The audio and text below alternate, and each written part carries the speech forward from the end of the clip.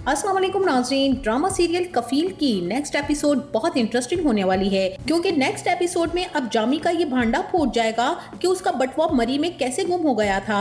इसी के साथ अब जामी ज़ेबा का क्या हशर करने वाला है, और वहीं अब अस्मा भी जामी का सारा राज ज़ेबा को बताने वाली है। जहां अब इस नेक्स्ट एपिसोड में जामी के करतूतों से पर्दे हटते चले जाएंगे, और ये बात न सिर्फ ज़ेबा को बल्कि जवाद साहब को भी अच्छी तरह से मालूम हो जाएगी। तो नेक्स्ट एपिसोड में अब ऐसा क्या होने जा रहा है जो इस ड्रामे को मजीद इंटरेस्टिंग बनाने वाला है, इस बारे में बताएंगे हम आपको आज के इस वीडियो में। लेकिन इससे पहले अगर आपने हमारा चैनल अभी तक सब्सक्राइब नहीं किया है तो बहुत शुक्रिया के साथ पहले चैनल को सब्सक्राइब कर लीजिए, और साथ ही ये भी जरूर बताइए कि उमेरा अहमद के लिखे हुए इस ड्रामे के कौन से किरदार आपको बहुत ज्यादा पसंद हैं। तो बढ़ते हैं आज के रिव्यू की जानिब। जैसा कि जामी ने ज़ेबा को फोर्स करने के बाद उसके वालिद से पैसे मंगवा कर शॉपिंग कर ली, इस वादे पर कि वो कराची जाकर जवाद साहब को पैसे वापस दे देगा। लेकिन यहाँ कराची आने के बाद तो सलामी के लिफाफे जमशेद के अब्बा मियाँ खुद संभाल कर बैठे हुए थे, और हिसाब करने के साथ साथ ही कोसते भी जा रहे थे उन लोगों को जिन्होंने लिफाफे में बहुत ही कम पैसे दिए।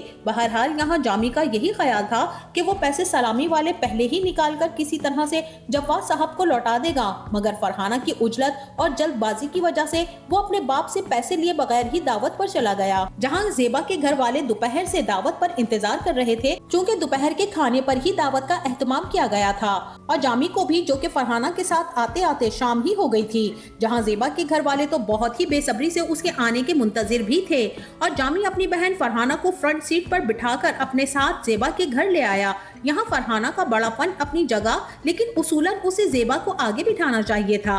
हो सकता है कि बड़ी होने की वजह से इज्जत दे दी हो, और उस वक्त 90s में ऐसा कुछ था भी। बड़ों की इज्जत अव्वलीन तरजीह रखती थी कि वो क्या कहते हैं और क्या चाहते हैं। इस ड्रामे में जहाँ इज्जत और एहतराम और शर्मो हया के पहलुओं को मद्देनजर रखा गया है, ये बहुत ही काबिले तारीफ बात है। बहरहाल ज़ेबा अब, जो कि काफी लेट टाइम अपने मेके पहुंचेगी, तो अपनों को देखकर यकदम जब्त खो बैठेगी। अपने वालिद साहब के साथ लगकर रोना भी शुरू कर देगी। साथ ही जवाद साहब को अंदाजा भी हो जाएगा कि ज़ेबा की जिंदगी में बहुत कुछ गड़बड़ है। वहीं सब खड़े ज़ेबा को इस तरह से रोता देखकर परेशान हो जाएंगे, और फिर ज़ेबा की माँ यास्मीन बेगम भी जैसे ही अपनी बेटी से मिलेंगी तो वो भी अपनी प्यारी बेटी को इतने दिन बाद देखकर रूहानसी हो जाएंगी। इसी के साथ जामी भी फरहाना के साथ अंदर आ जाएगा, जहां ज़ेबा के घर वालों ने बहुत ही ज्यादा एहतमाम किया होगा। हो सकता है कि फरहाना खाने का मना कर दें और सिर्फ चाय पर ही इक्तफा करें, मगर जामी तो फरमाइशी तौर पर खाना पैक करवाएगा कि वो घर जाके खाएगा, और यही कहेगा कि आंटी आपने इतनी मेहनत से बनाया होगा और इतना वक्त भी लगा होगा, मैं आपके हाथ का खाना जरूर खाऊंगा, बस आप पैक कर दीजिएगा। फरहाना तो जामी की ये बात सुनकर बहुत ही ज्यादा गुस्सा करेंगी, और सब हंसी मजाक में बात को खत्म भी कर देंगे। और यहाँ फरहाना बाजी भी ज़ेबा से कहेंगी कि ज़ेबा, जो तुम मरी से सबके लिए गिफ्ट्स लेकर आई थी, वो दो ना सबको। और यहाँ ज़ेबा गिफ्ट्स लाकर सबको देगी, जहाँ सब बहुत ज्यादा तारीफ भी करेंगे। और इसी दौरान दादी जी भी जामी से ये पूछ बैठेंगी कि वो बेटा, मरी में तुम्हारा बटुआ कैसे गुम हो गया था, क्या हुआ था वहाँ, हमने सुना तो परेशान ही हो गए थे हम सब। और दादी जी की ये बातें तो जामी के सर पर लगी पाँव पर बुझी वाली मिसाल हो जाएंगी, जिसे सुनकर जामी सीखपा हो जाएगा और अपना पहलू बदल कर रह जाएगा। यहाँ फरहाना फौरन से कहेंगी कि जामी का बटुआ कब गुम हुआ, हमें तो इसने बताया ही नहीं। और जामी से साथ ही ये भी पूछेंगी कि अगर तुम्हारा बटुआ गुम हो गया था तो तुमने इतनी सारी शॉपिंग कहाँ से की है सबके लिए। यहाँ हो सकता है कि जवाद साहब पर्दा रख लें और कहें कि भाई ऐसे वक्त पर यार दोस्त ही काम आते हैं, जामी ने भी इंतजाम कर ही लिया होगा। खैर, अब आप सब शुक्र करें कि माशाल्लाह घर खैरियत से वापस आ गए हैं दोनों। फरहाना को तो किसी तौर यकीन ही नहीं आ रहा होगा कि ऐसे कैसे वो उनकी नाक कटवा सकता है। फरहाना बाजी की तो फ्लाइट होगी और वो चली जाएंगी, जिसके बाद जामी शुक्र का कलमा पढ़ेगा कि सर से बला टली। और इसी के साथ वहीं अब आलिया भी, जो कि जमाल के लेटर से नंबर निकाल कर ये जान चुकी है कि यही वो जामी है जिससे आप ही मोहब्बत करती थी, और अब उनकी शादी किसी और से हो गई है।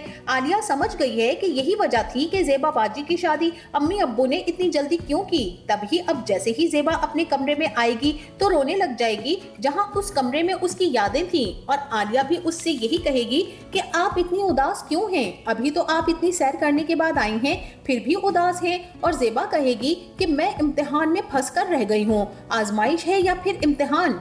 और आलिया कहेगी कि स्कूल कॉलेज के इम्तिहानात तो बड़े आसान होते हैं जेबा बाजी, असली इम्तिहान तो हमसे जिंदगी लेती है।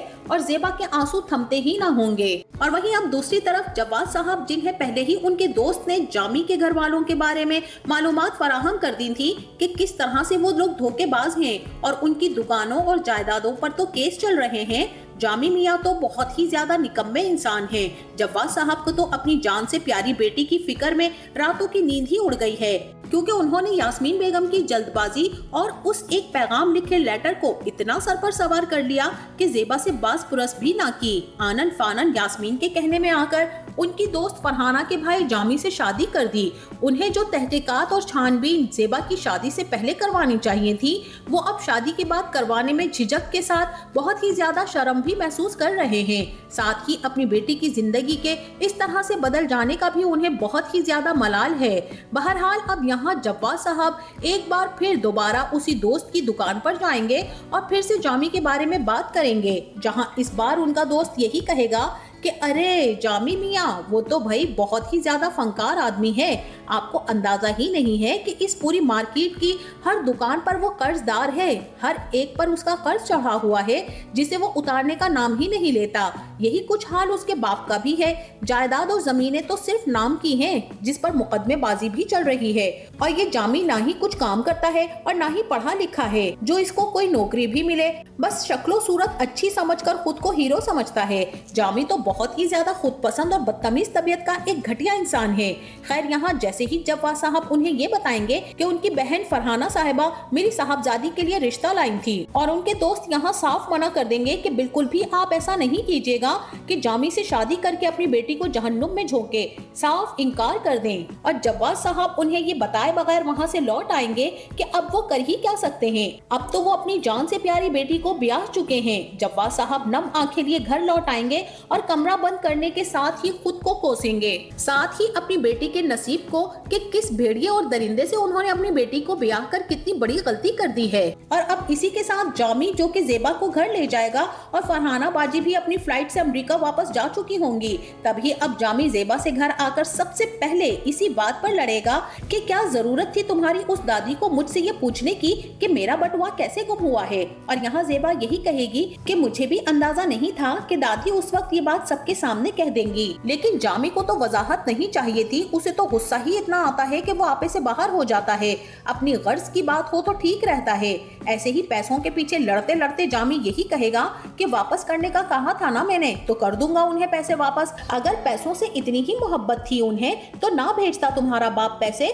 जामी के लहजे की तलखी और कड़वाहट के साथ उसकी नफरत भरी ऊंची आवाज से अब जेबा रुकेगी नहीं, बल्कि दुपट्टा साइड में पटक कर तेजी से बढ़ेगी और यही कहेगी कि बार बार इस तरह से मेरे अब्बा के बारे में आप बात ना किया करें। और यहाँ पर जेबा की तेजी से कही गई बात और उठी हुई उंगली पर जामी बिस्तर से उठ खड़ा होगा और तालियां बजाएगा कि वाह वाह, क्या खूब तरबियत की है तुम्हारे माँ बाप ने कि शौहर से इस तरह से बात करना जाकर, वाह भाई वाह, इस बारे में तो मुझे पूछना पड़ेगा तुम्हारे माँ बाप से कि आपने ये तरबियत की है अपनी बेटी की। यहाँ जेबा तो बहुत ही ज्यादा डर जाएगी कि अब एक और मुसीबत उसके गले में ना पड़ जाए, तभी फौरन वो जामी से माफी भी मांग लेगी। और अब वही जामी भी जेबा के सारे पैसे अपने कब्जे में कर लेगा और उससे यही कहेगा कि मुझे किसी का उधार चुकाना है, खीर खिलाई के पैसे मुझे दो ताकि मैं अपना कर्ज चुका सकूं। यहाँ जामी अच्छी खासी रकम लेकर घर से निकल जाएगा, जिसके बाद अस्मा फिर से जामी के घर आ जाएगी, जहाँ अब जेबा जामी के बारे में अस्मा से भी बहुत से राज जान जाएगी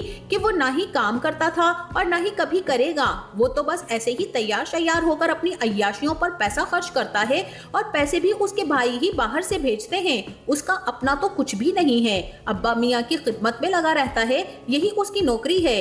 अस्मा ये सारी की सारी बातें जेबा को बताकर चली जाएगी और अब जेबा चारों नाचार खुद ही नौकरी करने का फैसला कर लेगी और एक स्कूल टीचर लग जाएगी, जहां जेबा इस कुंबे की कफालत खुद ही संभालेगी, लेकिन किसी सूरत जामी से दस्तबरदार नहीं होगी। जिस रिश्ते को जबरदस्ती उस पर मुसल्लत किया गया है, वो इस रिश्ते को आखिरी सांस तक निभाएगी। तो नाज़रीन, आपका इस बारे में क्या ख्याल है? क्या ज़ेबा जामी के रवैये से तंग आ जाएगी और उसे छोड़ देगी, या फिर उसे सुधारने की हर मुमकिन कोशिश करेगी? हमें इस बारे में अपनी राय का इजहार कमेंट सेक्शन में जरूर कीजिएगा। जाते जाते वीडियो को लाइक और चैनल को सब्सक्राइब करना ना भूलिएगा। अपना बहुत सारा ख्याल रखिएगा। मिलते हैं नेक्स्ट वीडियो में, तब तक के लिए अल्लाह हाफिज।